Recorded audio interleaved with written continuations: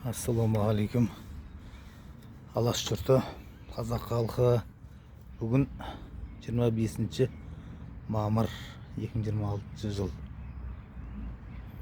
Бүгінгі күн барша қазақстандықтардың, барша адамзат баласының өміріндегі елеулі күндердің бірі болып саналады деп ойлаймын мен.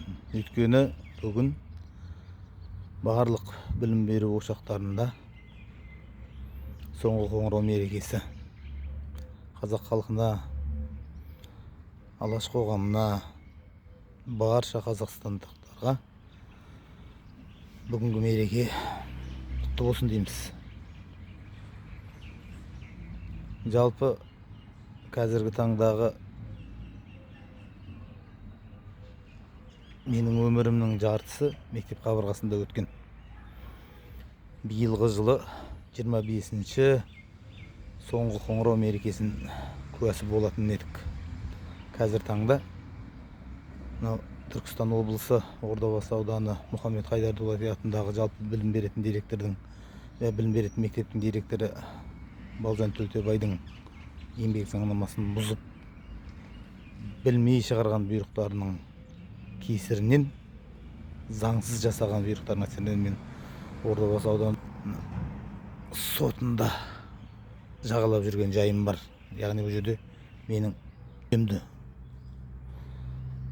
заң шеңберінде ең соңғы инстанция, яғни сот болғандықтан әділ бағасын береді деген үмітпен жағалап жүрген жайым бар. Міне 25-ші соңғы қоңырауымды, қоңырау үнін есту биылғы жылға маған бұйырмаған екен. Оны бұйыртпаудың себебі, жаңа айтып өттім, мектеп директоры Төлтебай Балжан Алтынбекқызы және қасындағы ұйымдасқан топ мүшелері, менің бауырларым, жеңгелерім, келіндер десек болады, солардың заңсыз әрекетінің барысынан осындай күйде жайға жүрген жайым бар. Енді сот процестері өтіп жатыр. Оның куәсі болып жатсыздар. Мен ашық сот отырысының барлығын әлеуметтік желіге салып отырмын.